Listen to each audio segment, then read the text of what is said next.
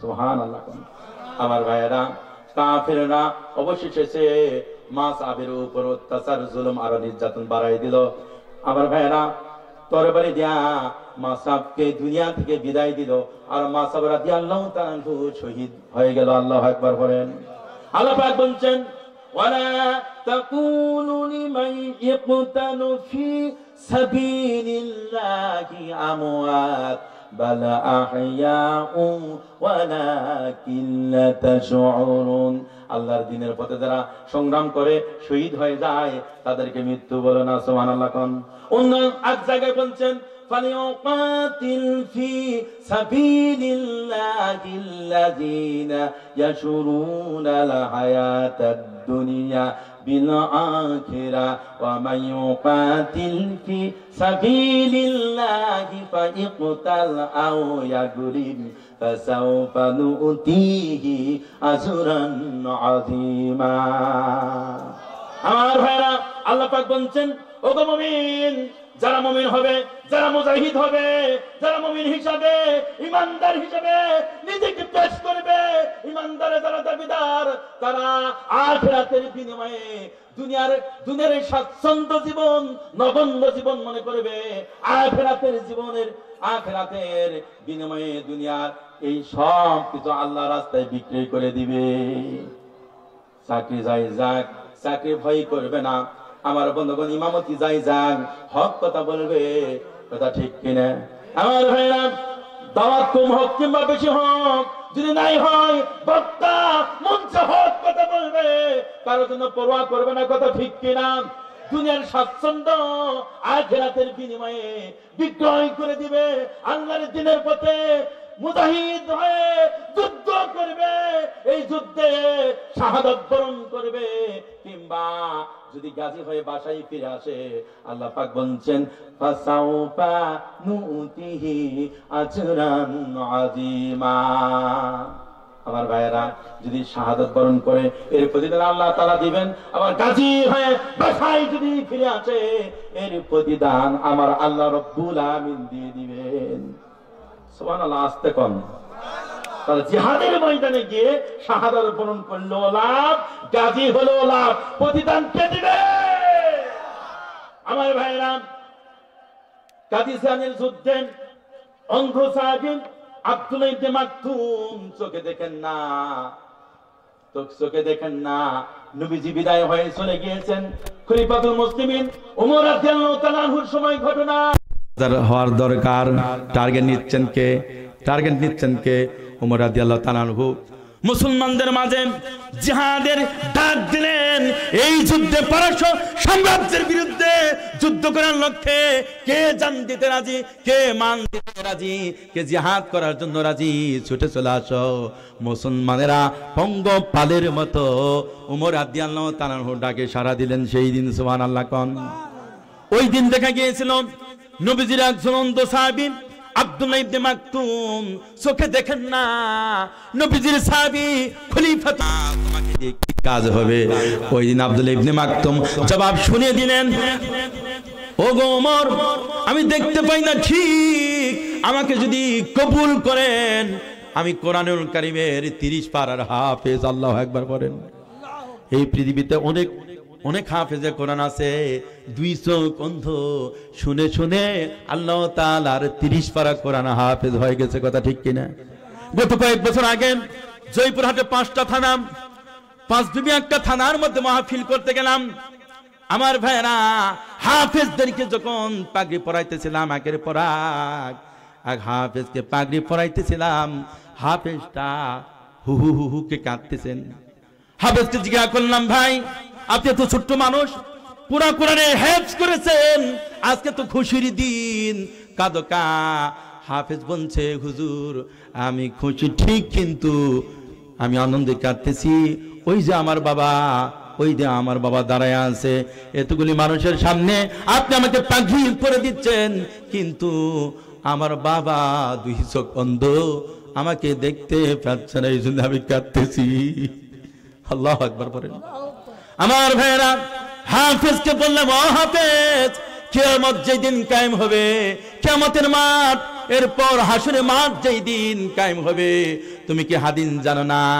যারা কোরআনুল কারীম পড়বে, কোরআন অনুযায়ী যারা জীবন করবে, কোরআনুল কারীম অনুযায়ী জীবন করবে, হককে যারা চিনবে, হারামকে যারা বাদ দিবে, তাদের জন্য ফয়সালা হলো যে 70 জন পরিবারদের মধ্যে থেকে, আত্মীয় স্বজনের মধ্যে থেকে 70 জনকে সাপোর্ট করে আল্লাহর জান্নাতে নিতে পারবে।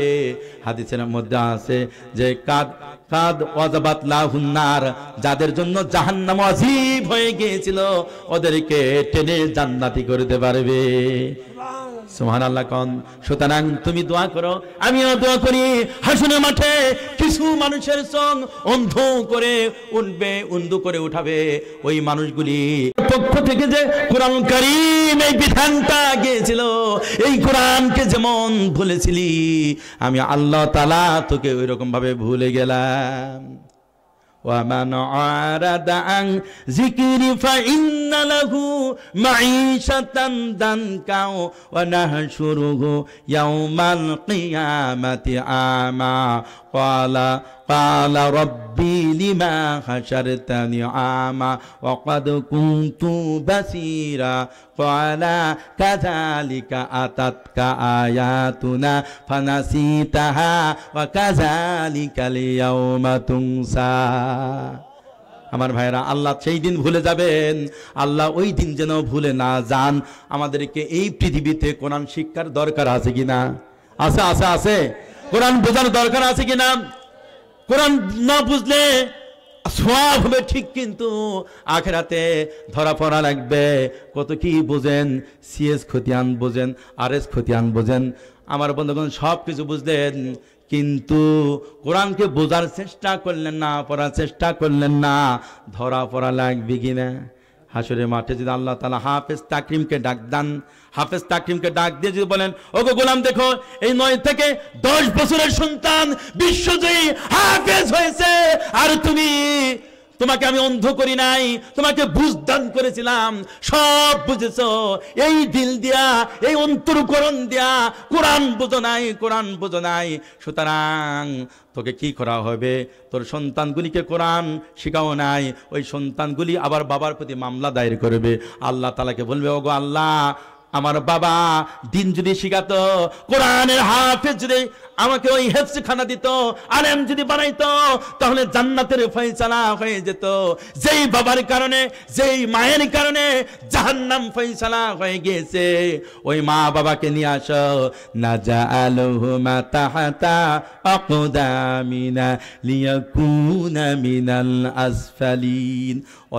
ওদের পায়ে পাদলিত করে, অর্থাৎ বুকের উপর পা আর ভুঁড়ির উপর পা, পায়ে পদলিত করে, ওই পিতা মাতাকে পায়ে পদলিত করে আমি যাওয়ার আগে ওদের নিয়ে জাহান্নামে যেতে চাই।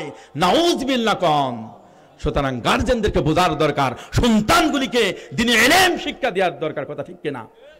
সবাই বলেন, পড়ো না কোরআন কেন পড়ো না কোরআন, বোঝো না কোরআন কেন বোঝো না কোরআন, ওরে কপাল পোড়া মুসলমান, সর্বহারা মুসলমান। সকলে কন, পড়ো না কোরআন কেন পড়ো না কোরআন, বোঝো না কোরআন কেন বোঝো না কোরআন, ওরে কপাল পোড়া মুসলমান, সর্বহারা মুসলমান। পড়েছো ইংলিশ মিডিয়ামে, পড়েছো ইংলিশ মিডিয়ামে, বাবার ডাকো তাই ডাডি নামে। সরি সরি বললে তো আর, সরি সরি বললে তো আর কবরে পাবে না সার। পড়ো না কোরআন কেন পড়ো না কোরআন, ধরো না কোরআন কেন ধরো না কোরআন, ওরে কপাল পোড়া মুসলমান, সর্বহারা মুসলমান। লিল্লাহি তাকবীর। কোরআন পড়ার দরকার আছে কিনা বলেন? আমার ভাইরা, আব্দুল্লাহ ইবনে মাকতুম নবীজিকে বললেন, ইয়া রাসূলুল্লাহ, ইয়া হাবিবাল্লাহ, আপনার কি জানা নাই যেই দিন হিজরতের ডাক দিয়েছিলেন, আমি এবং আমার সঙ্গে আর একজন সাহাবী মাসাব ইবনে উমাইর হিজরত করেছিলেন। সুবহানাল্লাহ কোন। সুতরাং আমাকে কবুল করেন, আমি কোরআনের হাফেজ, জিহাদের ময়দানে যাচ্ছি, অস্ত্র চালাতে না পারলেও মুজাহিদদেরকে উলামা কারিমের আয়াত পড়ে পড়ে ওদের ঈমান চাঙ্গা করতে পারবো। সুবহানাল্লাহ কোন। এবং আমি হাফেজে কোরআন, কিয়ামুল লাইল ওদেরকে নিয়ে আমি কোরআনুল কারীম আমি তেলাওয়াত আমি করতে পারি। হাফেজে কোরআন কিয়ামুল লাইল আমি নামাজ পড়াইতে পারবো। সুবহানাল্লাহ কোন। আমার ভাইরা, আব্দুল্লাহ ইবনে মাকতুম সাহাবীকে কবুল করা হলো। বিশ্ব নবীজি ইসলাম আন্দোলনের নেতা নবীজি যখন আব্দুল্লাহ ইবনে মাকতুমকে কবুল করলেন, তারপরে তিনি কি করলেন? লৌহের পোশাক পরেছেন, বর্ম পরেছেন। সাহেবরা বলছেন, আব্দুল্লাহ ইবনে মাকতুম রে, তুমি যুদ্ধে যাবে ঠিক, কিন্তু তুমি বর্ম পড়তেছে কেন, লোহার পোশাক পরতেছে কেন? উনি বলছেন, আমিও জিহাদ করে আল্লাহর জান্নাতে চলে যেতে চাই। সুবহানাল্লাহ কোন। আমার ভাইরা, নবীজিকে আক্রান্ত বললেন, ইয়া রাসূলুল্লাহ, ইয়া হাবিবাল্লাহ। এই কাদিসিয়ান উমরকে বললেন, ওগো উমর, এই কাদিসিয়ানের যুদ্ধে ইসলামের পতাকাটা যদি আমার হাতে দেওয়া হয়, তাহলে আমি ইসলামের পতাকাটা উঁচু করে ধারণ করে আমি থাকবো। কাফের রাজু চতুর্দিকে আমাকে ঘিরে ফেলে, আমি তো দেখতে পাই না, দেখতে পাবো না, পালানোর কোনো সুযোগ নাই। উমর রাদিয়াল্লাহু তাআলা আনহু আব্দুল্লাহ ইবনে মাকতুমকে ইসলামের পতাকা, কালেমার পতাকা তাকে দিলেন। তিনি দূরে গিয়ে উঁচু একটা জায়গায় গর্ত খনন করে নিলেন। গর্ত খনন করে 2 পা তিনি এই গর্ততে দিয়া তিনি মাটি দিলেন, মজবুতি ভাবে মাটি দিলেন, যাতে করে যুদ্ধের ময়দান থেকে যেন পালাতে না পারে। নিজে নিজে এরকম ভাবে আত্মসমর্পণ করলেন। সকলে বলে সুবহানাল্লাহ। নিজেকে কেমন ভাবে তৈরি করলেন। যুদ্ধ হয়ে গেল 1 দিন, 2 দিন, 3 দিন ব্যাপী যুদ্ধ হওয়ার পর সন্ধ্যার সময় যুদ্ধের বিরতি হয়ে গেল। অসংখ্য মুমিনদের মধ্যে, সাহাবীদের মধ্যে অসংখ্য মুজাহিদেরা শাহাদাত বরণ করেছেন। এই কাদিসিয়ানের যুদ্ধে শাহাদাত বরণ করেছেন। আবার কাফের বেঈমানেরা নিহত হয়েছে। সকলে আল্লাহু আকবার। ওমর রাদিয়াল্লাহু তাআলা আনহু সাহাবীদেরকে বললেন, যারা এই কাদিসিয়ানের যুদ্ধে শাহাদাত বরণ করেছে ওদের লাশগুলি একত্রিত করো, ওদের লাশগুলি একত্রিত করো। আর যারা নিহত হয়ে গেছে, তো নিহত কাফের রাতে নিহত হয়ে গেছে, ওদের দরকার নাই, আল্লাহ জাহান্নাম তাদের নসিব হয়ে যাক। সকলে বলেন আমিন। তাকবীর, লিল্লাহি তাকবীর, আল্লাহু আকবার, লিল্লাহি তাকবীর, আল্লাহু আকবার। প্রধান বক্তার আগমন, অতিথির আগমন, শুভেচ্ছায় স্বাগতম। তারপরের পক্ষ থেকে লাল সালাম শুভেচ্ছা, পক্ষ থেকে লাল সালাম শুভেচ্ছা। আল্লাহু আকবার। নেতা ভাই কই গেলেন? দেখেন, বক্তা হলে নওজোয়ান যুবক, নেতাও আজকে যুবক। ভাই এদিকে আসেন। নেতা কোথায় বাবারে? একটু সালাম দেই। আল্লাহু আকবার। হ্যাঁ, আলহামদুলিল্লাহ। বসেন ভাই। আমার ভাইরা, বলছিলাম উমর রাদিয়াল্লাহু তাআলার সময় সেই অন্ধ সাহাবী আব্দুল্লাহ ইবনে মাকতুম 2 পা গেড়ে নিলেন আর ইসলামের পতাকা, ইসলামের ঝান্ডা উঁচু করে ধরলেন। 3 দিন যুদ্ধ চলল। সন্ধ্যার সময় যুদ্ধের বিরতি দেওয়া হলো। নবীজির সাহাবী খলিফাতুল মুসলিমিন ওমর রাদিয়াল্লাহু তাআলা আনহু তাদের দ্বীনি ভাইদেরকে বললেন, যারা শাহাদাত বরণ করেছে ওদের লাশগুলি একত্রিত করো, জানাজা দিয়ে তাদেরকে দাফন করা হবে। সকলে বলে সুবহানাল্লাহ। শহীদ যারা হয়ে গেছে ওদের লাশগুলি একত্রিত করা হচ্ছে। দূরে পড়ে আছে অথর নিথর দেহ আব্দুল্লাহ ইবনে মাকতুম, তিনি নিথর অবস্থায় তিনি পড়ে আছেন। আরে কাফেররা তাকে দুনিয়া থেকে বিদায় দিয়েছে। বিদায় দিলে কি হবে? আব্দুল্লাহ ইবনে মাকতুম ইসলামের পতাকা, কালেমার পতাকা উঁচু করে ধারণ করে এরকম ভাবে উঁচু করে আছেন। সুবহানাল্লাহ কোন। আমার ভাইয়েরা পড়তে দায় নাই। এই বাংলাদেশের এই সবুজ চত্বরে আমার ভাইয়েরা ওই সাহাবীদের কাছ থেকে শিক্ষা নিয়ে, নবীজির কাছ থেকে শিক্ষা নিয়ে দিন কায়েমের লক্ষ্যে আমার ভাইয়েরা এই বাংলাদেশে অসংখ্য যুবকেরা জীবন দিয়েছে। শুধু অসংখ্য যুবকেরা জীবন দেয় নাই, ওই খুনি হাসিনার সময় আলী হাসান মুজাহিদকে বিনা অপরাধে আমার বন্ধুগণ মিথ্যা মামলা দিয়া জালেমেরা ফাঁসির মঞ্চে ঝুলাইছে। কথা ঠিক কিনা মুসলমান? সাবেক আমিরে জামাত শহীদ মতিউর রহমান নিজামীকে জালেম সরকার ঝুলাইছে। এমনি করে আমার বন্ধুগণ অনেক নেতাকে তারা ঝুলাইছে, বিএনপি নেতাকেও ঝুলাইছে। নামটা কি বলেন? এমনি বিএনপি করেন কি? হ্যাঁ, সালাউদ্দিন 8 জন পাস। আমার বন্ধুগণ জামাত ইসলামী আন্দোলন যারা করেন তারা জীবন দিয়েছে, বিএনপির ভাইরাও জীবন দিয়েছে। আমার বন্ধুগণ মীর কাশেম আলী মিন্টু ভাই জীবন দিয়েছে, কাদের মোল্লা জীবন দিয়েছে। সুবহানাল্লাহ কোন? কাদের মোল্লার ফাঁসি যেদিন রায় হয়, পুলিশ ভাইরা বললেন কারা করতে যারা ছিল, দায়িত্ব যারা ছিল, কাদের মোল্লা ভাইকে বলা হচ্ছে আজকে আপনার ফাঁসি, এত রাতে এত মিনিট আপনার ফাঁসি। তিনি আলহামদুলিল্লাহ বললেন। সুবহানাল্লাহ কোন? কাদের মোল্লা ভাই ওই দিন কি করলেন যে আমি একটু ঘুমিয়ে নেই। দুনিয়ার কোন মানুষ কি পারবে নাকি কিছুক্ষণ পর 8 থেকে 4 ঘন্টা পর তার ফাঁসি মঞ্চে নিয়ে যাওয়া হবে, ফাঁসি দেওয়া হবে।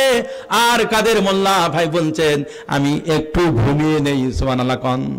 পুলিশ ভাইরা, কারা কর্তৃক পুলিশ ভাইরা সাক্ষী দেয়, ঠিক ফাঁসি দেওয়ার আগে আধা ঘন্টা আগে তিনি ঘুম থেকে জাগ্রত হলেন। ঘুম থেকে জাগ্রত হওয়ার পর তিনি ওযু করলেন, ওযু করে শেষ নামাজ তিনি পড়তে শুরু করলেন। সকলে পড়ে সুবহানাল্লাহ। নামাজ পড়ার পর পুলিশ তারা সাক্ষী দেয়, কারা কর্তৃক পুলিশ তারা সাক্ষী দেয়। কাদের মোল্লাকে বলছেন যে সময় তো হয়ে গেছে, আমি প্রস্তুত আছি। আমার ভাইরা ফাঁসির মঞ্চে সাধারণ ফাঁসি যারা হয় ওদেরকে যখন নিয়ে যাওয়া হয়, দুই দিকে জাল্লাদ বা কারা কর্তৃ পুলিশ ভাইরা তাকে দুই দিকে ধরে নিয়ে যাওয়া হয়। আর শহীদ কাদের মোল্লাকে যেই দিন ফাঁসি দেওয়া হয় ওই দিন তাকে ধরতে হয় নাই, আল্লাহর সঙ্গে সাক্ষাৎ করতে তিনি যাচ্ছেন। পুলিশ ভাইদেরকে বললেন, জাল্লাদদেরকে বললেন, না আমাকে ধরার প্রয়োজন পড়বে না, আমি তো মহান আল্লাহ রব্বুল আলামিনের রবের কাছে সাক্ষাৎ হয়ে যাবে। আগে তাকেই ইচ্ছা ছিল আল্লাহর দিন কায়েমের লক্ষ্যে আমি শহীদ হয়ে যাব। সকলে বলে সুবহানাল্লাহ। ফাঁসির মঞ্চে চলে গিয়েছেন, ফাঁসির মঞ্চে গিয়ে ফাঁসির দড়িটি নিচে পড়ে নিয়েছেন। আর বিদবিনকে আল্লাহ তাআলার কোরআন পড়েছেন। কোরআন পড়তে আমাদের প্রাণপ্রিয় নেতা, প্রত্যেক নেতারা কোরআন পড়তে কলেমা পড়তে দুনিয়া থেকে বিদায় হয়ে চলে গেছেন। সুবহানাল্লাহ। শহীদ মতিউর রহমান নিজামীকে যেদিন ফাঁসি রায় দেওয়া হলো, যেদিন ফাঁসি দেওয়া হবে, আমার ভাইয়েরা সন্তান সন্ততি বিবি বাচ্চা শেষ দেখা করেছেন। ওই সন্তানদেরকে বলছেন, ও আমার সন্তানেরা, আমি ফাঁসির মঞ্চে যাব, ফাঁসির মঞ্চে যাওয়ার আগে আমি লুঙ্গি পরে যাব না, পাজামা পরে যাব। সুবহানাল্লাহ কোন? সেরা বলছে, বাবা আপনি ফাঁসির মঞ্চে যাবেন লুঙ্গি পরে না, পাঞ্জাবি টুপি পাজামা পরে আপনি ফাঁসির মঞ্চে যাবেন। কেমন নেতা ফাঁসি হয়ে যাবে। সন্তানদের সঙ্গে পরামর্শ করেছেন। আল্লাহ পাক বলছেন, আমরুম শুরা বাইনাহুম, তোমরা পরামর্শ ভিত্তিক কাজ করো। সুবহানাল্লাহ কোন? আমার ভাইয়েরা কোরআন কারীম থেকে আলোচনা করেছিলাম, পয়েন্ট চলতেছিল 3 যারা আল্লাহর জমিনে আল্লাহর দ্বীন নিয়ম নীতি কায়েমের জন্য যারা জিহাদ করে শহীদ হয়ে যায়, আল্লাহ পাক অভয় দিয়ে বলছেন তাদের জন্য ভয় নাই, তাদের জন্য কোনো টেনশন নাই। সকলে বলি সুবহানাল্লাহ। একটা হাদিস বলেন, আমি সংক্ষেপে নিয়ে আসতেছি। একটা হাদিস বলে আজকের বক্তব্য শেষ করতে চাই। আল্লাহর দ্বীনের পথে যারা শাহাদাত বরণ করবে, বিশ্ব নবীজি বলছেন ওদের জন্য 6টা পুরস্কার। কয়টা পুরস্কার বলেন? 6টা পুরস্কার। 1 নম্বর পুরস্কার, আল্লাহর দ্বীনের মুজাহিদ হয়ে লড়তে গিয়ে কাফেররা বা বাতিলপন্থীরা গুলি করেছে, তরবারি আঘাত করেছে, আল্লাহ রাসূল বলেছেন ইগফারুল্লাহু ফি আউয়ালি তাফাতিন, শরীর থেকে প্রথম রক্তের ফোঁটা জমিনে পড়ার সঙ্গে সঙ্গে জীবনের গুনাহ খাতা আল্লাহ পাক সব মাফ করে দেন। নাম্বার হলো 2, ওয়াইরা মাকাদাহু মিনাল জান্নাত, শহীদের আজ্ঞা আল্লাহ রাব্বুল আমিন ফেরেশতাদেরকে বলেন, ও গো ফেরেশতা, দিন কায়েমের লক্ষ্যে আমার সন্তুষ্টির জন্য আমার এই বান্দা জীবন দিতে যাচ্ছে, জীবন দেওয়ার আগে, শহীদ হওয়ার আগে কোন জান্নাতে থাকবে সেই জান্নাতের ভিডিওটা আমার গোলামের সামনে ধরো, আমার গোলাম জান্নাত দেখতে দেখতে দুনিয়া থেকে চলে যাবে। সুবহানাল্লাহ কোন। নাম্বার হলো 3, নবীজি বলছেন ওয়াইউরা মিন আযাবিল কবরি, ওই শহীদের কোনো কবরের আযাব হবে না, কবরের আযাব হবে না। আর নবীজি 4 নম্বর পয়েন্ট বলেছেন ওয়া মানু মিনাল কাবরিল আকবার, বড় ধরনের তাকে আযাব দেওয়া হবে না। সকলে বলে সুবহানাল্লাহ। নম্বর হলো 5, ওয়াইউদাউ আলা রাসিহি তাজুল ওয়াকারি লিয়াকুতাহু মিনহা খায়রুম মিনাদ দুনিয়া ওয়া মা ফিহা, ওই শহীদের মাথার উপরে এমন তাজ পরানো হবে, দুনিয়াতে যত সম্পদ আছে সমস্ত সম্পদ যদি একত্রিত করা হয় ওই টুপি এত দামি হবে, দুনিয়ার সমস্ত সম্পদ অপেক্ষা টুপির মূল্য বেশি। খায়রুম মিনাদ দুনিয়া ওয়া মা ফিহা, আল্লাহু আকবার বলেন আমার ভাইরা। আর 6 নম্বর বলা হয়েছে ওয়ায়ুজাওয়াজু সিনতাইনি ওয়া সাবঈনা যাওজাতাম মিনাল হুরিল আইন ওয়া শাফাআহু ফি সাবঈনা মিন আকরাবিআহি, সকলে বলে সুবহানাল্লাহ। মিন আকরিবাইহি, নবীজি বলছেন আল্লাহর দ্বীন কায়েমের লক্ষ্যে যারা শাহাদাত বরণ করবে জান্নাতের মধ্যে আল্লাহ রাব্বুল আমিন 70 জন হুরকে দিয়া বিবাহ ব্যবস্থা করবেন। সুবহানাল্লাহ কোন। 70 জন হুর দিয়া তাকে নারায়ে তাকবীর, নারায়ে তাকবীর। প্রধান বক্তার আগমন, শুভেচ্ছায় স্বাগতম মাহফিলের পক্ষ থেকে।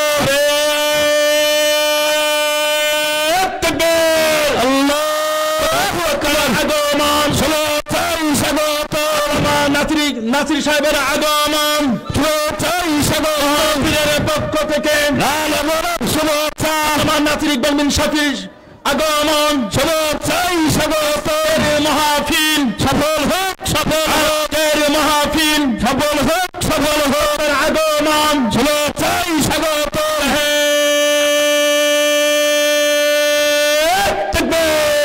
আল্লাহু আকবার। হুজুর আসেন, হুজুর একটু নুরানি হাতটা একটু হুজুর মুসাফা করি হুজুর। আল্লাহু আকবার, আল্লাহু আকবার। হুজুরের বয়স অনেক, কিন্তু দেখেন আমার চাইতেও নওজোয়ান যুবক, সকলে বলে সুবহানাল্লাহ। সারা দেশে কোরআনের কারীমের তাফসীর হুজুর করছেন। হুজুরের বাবা একজন প্রখ্যাত আলেমে দ্বীন, তিনিও তাফসীর করতেন। আল্লাহু আকবার বলেন আমার ভাইরা। শুধু এই রংপুরের জমিন নয়, গোটা জমিনে আল্লামা নাসির ইকবাল বিন শাফি সহ হাজার বক্তারা কোরআনের হক কথা বলছেন, কোনো বাধা নাই, কথা ঠিক কিনা? অনেকেই বাধা দিচ্ছেন, কিন্তু আমরা ছাড় দিব না, কথা ঠিক কিনা? ছাড় দেওয়ার সময় নাই, কথা ঠিক কিনা? বিগত বছরগুলোতে প্রায় 16টা বছর তোমরা আমাদেরকে জ্বালাইছো, কথা ঠিক কিনা? সুতরাং বাতিলপন্থী যদি এরকম ভাবে উহুদ পাহাড়ের মতো ধারণ করে আমাদের সামনে আসে, আমরা নারে তাকবীর আল্লাহু আকবার স্লোগান দিব, তারা পানির ভুটির মতো মিশে যাবে। রাজি আছেন তো? একটু হাত উত্তর করে মহান আল্লাহকে দেখান। লিল্লাহে তাকবীর, লিল্লাহে তাকবীর। আমার বন্ধুগণ, বাতিল বাতিল নিঃশেষ হবে, কথা ঠিক কিনা? কোরআনের রাজ এই জমিনে প্রতিষ্ঠিত হবে, যেখানে আমরা যাচ্ছে হাজার হাজার বক্তারা দাঁত নিয়ে যাচ্ছে, হাজার হাজার মানুষ মাহফিলে ভিড় করছে, মা বোনেরা আমার ডবল হচ্ছে, কথা ঠিক কিনা? ওদের অবদানও বিশাল। সামনে দিনের আগামীদের পার্লামেন্ট ইনশাআল্লাহ কোরআনের পার্লামেন্ট হবে ইনশাআল্লাহ। পড়েন আগামী দিনের সংসদ ভবন কোরআনের সংসদ ভবন, আগামী দিনের গণভবন কোরআনের গণভবন, আগামী দিনের পতাকা কলেমার পতাকা, কথা ঠিক কিনা মুসলমান? সুতরাং দলাদলি ভুলে গিয়ে কোরআনের দিকে আসতে হবে। ওয়াতাসিমু বিহাবলিল্লাহি জামিআ ওয়ালা তাতাফাররাকু ফি, দিন কায়েমের লক্ষ্যে আমরা একত্রিত হব ইনশাআল্লাহ। বাংলার জমিনে কুফর, নাস্তিক, মুরতাদ বিলীন হয়ে যাবে, শুধুমাত্র ইসলামী দলই থাকবে, কথা ঠিক কিনা? বাতিলকে দেখে ভয় পাওয়া যাবে? বাতিল সে দবনে वाले বলেছেন মরহুম কবি ইকবাল রহমতুল্লাহ। বাতিল সে দবনে वाले আয়াসমা नहीं हम सोबर कन सुका है तो इम्तिहा हमारा। মরহুম কবি ইকবাল রহমতুল্লাহ বলছেন, ওগো আল্লাহ, আমাদেরকে অনেক পরীক্ষা করে দেখেছো, টেস্ট করে দেখেছো, আমরা বাতিলের কাছে মাথা নত করার জাত নয়, আমরা শহীদ হব কিন্তু বাতিলের কাছে মাথা নত করব না। ये शहादत गए उल्फत में कदम रखना, लोगों समझता है ऐसा नहीं मुसलमान होना। লোকেরা মনে করে মুসলমান হওয়া সহজ, কিন্তু মুসলমান হওয়া মানে কঠিন। শাহাদাতের উত্তপ্ত ময়দানে পা রাখার নাম হলো মুসলমান। আপনারা রাজি আছেন? কারা কারা রাজি আছেন? দুই হাত উত্তোলন করেন। লিল্লাহে তাকবীর, লিল্লাহে তাকবীর। আপনাদেরকে অনেক চমৎকার লাগছে, বিশেষ করে যুব সমাজে যেখানে মাহফিল হয় অনেক চমৎকার। হুজুর মহাদের প্রতি দোয়া, আল্লাহ তাআলা হুজুরের হায়াতের মধ্যে বরকত ঢেলে দেন। এই মাহফিল আগামী দিনে যেন 2 দিন ব্যাপী হয়, আগামী বছর যেন 2 দিন ব্যাপী হয় ইনশাআল্লাহ। সকলকে দোয়া আছে। এখানে আমার বক্তব্য শেষ করছি। আসসালামু আলাইকুম রহমতুল্লাহি ওয়া বারাকাতুহু।